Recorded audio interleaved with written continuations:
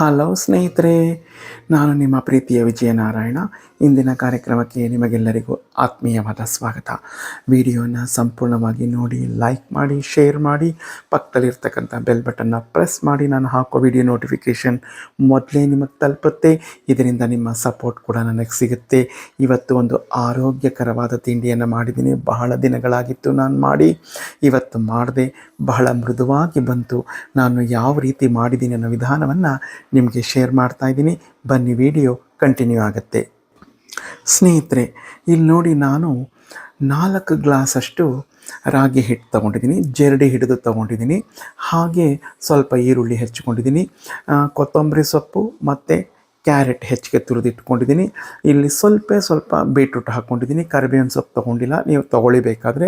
Carrot beetroot ಹಾಕ್ಕೊಂಡಿದ್ರಿಂದ ಹಸಿಮೆಣಸಿನ್ಕಾಯಿನ mixie ಮಾಡ್ಕೊಂಡಿದ್ದೀನಿ. ಒಂದು 10 ಹಸಿಮೆಣಸಿನ್ಕಾಯಿ, ರುಚಿಗೆ ತಕ್ಕಷ್ಟು ಕಲ್ಲುಪ್ಪು, ಜೀರಿಗೆ ಮತ್ತು ಸೋಂಪು, ಹಾಗೆ ಬಿಳಿ ಎಳ್ಳು, ಇದೆಷ್ಟನ್ನು ತೊಗೊಂಡಿದ್ದೀನಿ. ಇದಿಷ್ಟನ್ನು ತೊಗೊಂಡು ನಾನಿವತ್ತು ರಾಗಿ ರೊಟ್ಟಿ ಮಾಡ್ತಾ ಇದ್ದೀನಿ. ನೋಡಿ, ಒಂದು ಬಾಣಲೆ ಇಟ್ಕೊಂಡಿದ್ದೀನಿ. ಬಾಣಲೆಗೆ 3 ಗ್ಲಾಸಷ್ಟು ನೀರನ್ನು ಹಾಕ್ಕೊಂಡಿದ್ದೀನಿ. 4 ಗ್ಲಾಸ್ ಹಿಟ್ಟಿಗೆ 3 ಗ್ಲಾಸ್ ನೀರನ್ನು ಹಾಕ್ಕೊಂಡು ನಾನು ಕಲ್ಲುಪ್ಪನ್ನು ಹಾಕ್ತಾಯಿದ್ದೀನಿ.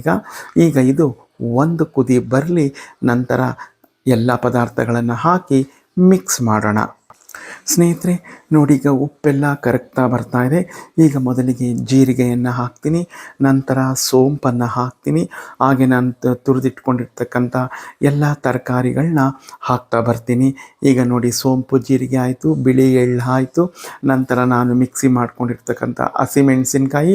ಇಲ್ಲಿ ಶುಂಠಿ ಬೇಕಾದರೆ ನೀವು ಬಳಸ್ಬೋದು, ನಾನು ಬಳಸ್ತಾ ಇಲ್ಲ. ಹಾಗೆ ಎಲ್ಲ ನಾನು ಕ್ಯಾರೆಟು, ಬೀಟ್ರೂಟ್ ಸ್ವಲ್ಪ, ಹಾಗೆ ಕೊತ್ತಂಬರಿ ಸೊಪ್ಪು ಎಲ್ಲ ತುರಿದಿಟ್ಕೊಂಡಿದ್ನಲ್ಲ, ಅದೆಲ್ಲವನ್ನು ಈ ಬಾಣಲೆಗೆ ಹಾಕಿ ಒಂದು ಕುದಿಯನ್ನು ನಾನು ಬರೆಸ್ಕೊತೀನಿ. ಈರುಳ್ಳಿಯನ್ನು ಅಷ್ಟೇ ಸಹ ನಾನು ಇಲ್ಲಿಗೆ ಹಾಕ್ತಾಯಿದ್ದೀನಿ. ನಾನು ಸ್ವಲ್ಪ ಈರುಳ್ಳಿಯನ್ನು ಹೆಚ್ಚಿಟ್ಕೊಂಡಿರೋದು, ಅಂದರೆ 1 ಗೆಂಡೆ ಅಷ್ಟೇ ಹೆಚ್ಚಿಟ್ಕೊಂಡಿರೋದು. ಹೆಚ್ಚಿಗೆ ಈರುಳ್ಳಿ ಹಾಕ್ತಾಯಿಲ್ಲ. ನೀವು ಹೆಚ್ಚಿಗೆ ಬಳಸೋರಿದ್ದರೆ ಹೆಚ್ಚಿಗೆ ಹಾಕ್ಕೊಳ್ಳಿ. ಈಗ ಇದು ಒಂದು ಕುದಿ ಬರಲಿ. ಸ್ನೇಹಿತರೆ ನೋಡಿ, ಸಣ್ಣಗೆ ಕುದಿ ಬರ್ತಾ ಇದೆ.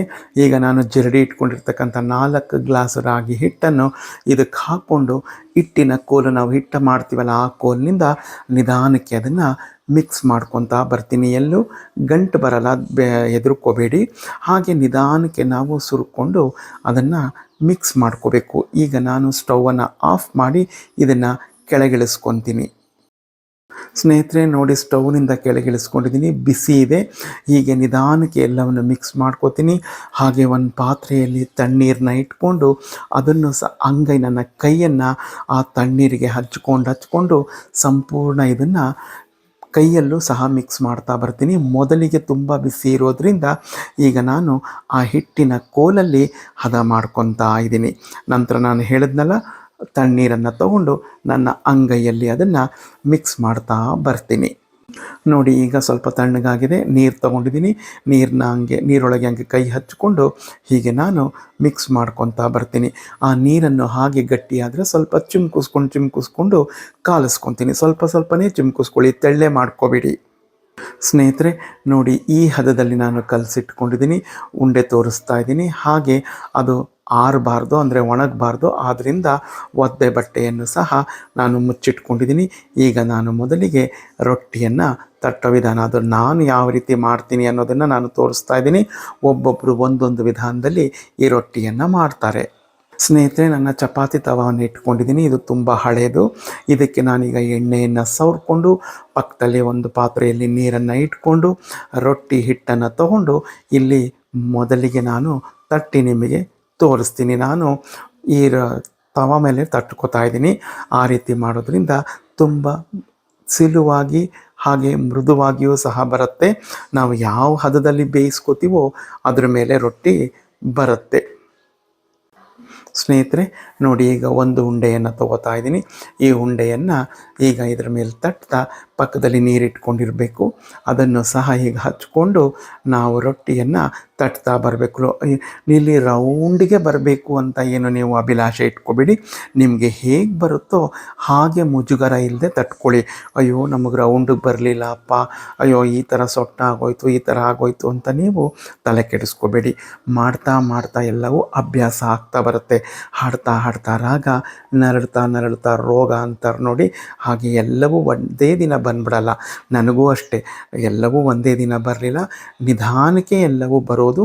ತಾಳ್ಮೆ ಇರಲಿ, ಯಾವುದಕ್ಕೂ ಧೃತಿಗೆಡಬೇಡಿ, ತಲೆ ಕೆಡಿಸ್ಕೋಬೇಡಿ.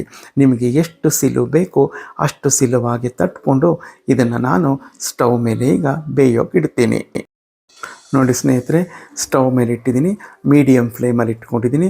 ಈಗ ಮೇಲ್ಗಡೆಗೆ ಎಣ್ಣೆ ಸವರ್ಕೊಳ್ಳೋಣ, ಸುತ್ತಲೂ ಎಣ್ಣೆ ಹಾಕೋಣ. ರೊಟ್ಟಿ ಮೃದುವಾಗಿ ಚೆನ್ನಾಗಿ ಬರುತ್ತೆ. ಹಾಗೆ ನಾವು ಈ ರೊಟ್ಟಿ ಮೃದುವಾಗಿ ಬರಬೇಕಂದ್ರೆ ಒಂದು ಲಿಡ್ಡನ್ನು ಕ್ಲೋಸ್ ಮಾಡಿ ನಾವು ಬೇಯಿಸ್ಕೋಬೇಕು. ನೋಡಿ ಸ್ನೇಹಿತರೆ, ಬೆಂದು ಬಂದಿದೆ, ಒಂದು ಕಡೆ ಬೆಂದು ಬಂದಿದೆ. ಈ ರೀತಿ ಬಣ್ಣ ಬಂದ ಮೇಲೆ ನಾವು ಮೆತ್ತಿಗೆ ಇದನ್ನು ತೆಗೆದು ತಿರುವು ಹಾಕ್ಕೋಬೇಕು. ಬೇಯ್ದೆ ಏನಾದರೂ ಹಾಕ್ಕೊಂಬಿಟ್ರೆ ನಿಮಗೆ ಬೇದಿ ಆಗುತ್ತೆ, ಲೂಸ್ ಮೋಷನ್ ಆಗುತ್ತೆ, ತಿಳ್ಕೊಳ್ಳಿ. ಈ ರೀತಿ ನೋಡಿ ದೋಸೆ ಮುಚ್ಚಿತಾ ಇದ್ದೀನಿ. ಎಷ್ಟು ಮೃದುವಾಗಿ ಬಂದಿದೆ ಅಂತಂದರೆ ಹೇಳೋಕ್ಕೆ ಅಸಾಧ್ಯ. ಈಗಲೂ ಸಹ ಲಿಡ್ಡನ್ನು ಕ್ಲೋಸ್ ಮಾಡಿ ಬೇಯಿಸ್ಕೊತೀನಿ. ನೋಡಿ, ತಿರುವು ಹಾಕ್ಕೊಂಡು ಲಿಡ್ ಕ್ಲೋಸ್ ಮಾಡ್ಕೊಂಡು ಬೇಯಿಸ್ಕೊಂಡಿದ್ದೀನಿ. ಈಗ ತೆಗಿತಾ ಇದ್ದೀನಿ. ತುಂಬ ಚೆನ್ನಾಗಿರುತ್ತೆ, ಮೃದುವಾಗಿರುತ್ತೆ. ಒಮ್ಮೆ ಮಾಡಿ ನೋಡಿ ಹೇಗಿತ್ತು ಅಂತ ನನಗೆ ನಿಮ್ಮ ಅಭಿಪ್ರಾಯ ಅನಿಸಿಕೆಗಳನ್ನ ಮರೆಯದೆ ತಿಳಿಸಿ. ನೋಡಿ, ಎತ್ತುತ್ತಾ ಇದ್ದೀನಿ, ಒಳ್ಳೆ ದೋಸೆ ಬಂದಂಗೆ ಬರ್ತಾ ಇದೆ. ನೋಡಿ, ನೀವೇ ನೋಡ್ತಾ ಇದ್ದೀರಲ್ಲ ಎಷ್ಟು ಚೆನ್ನಾಗಿದೆ ಅಂತ. ಇದಕ್ಕೆ ನಾನು ಚಿತ್ಕವರೆ ಸಾರು ಮಾಡ್ಕೊಂಡಿದ್ದೀನಿ, ಅಂದರೆ ಹಿತ್ಕವರೆ ಅವರೆಕಾಳು ಸಾರು ಮಾಡ್ಕೊಂಡಿದ್ದೀನಿ.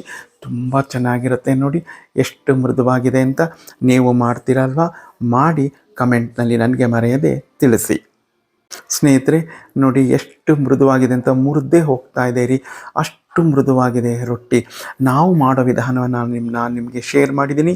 ನೀವು ಯಾವ ರೀತಿ ಮಾಡ್ತೀರಾ ತಿಳಿಸಿ. ನಾಳೆ ಮತ್ತೊಂದು ಇಂಟ್ರೆಸ್ಟಿಂಗ್ ವಿಡಿಯೋಂದಿಗೆ ಬರ್ತೀನಿ. ಎಲ್ಲರಿಗೂ ನಮಸ್ಕಾರಗಳು. ಜೈ ಗಣೇಶ.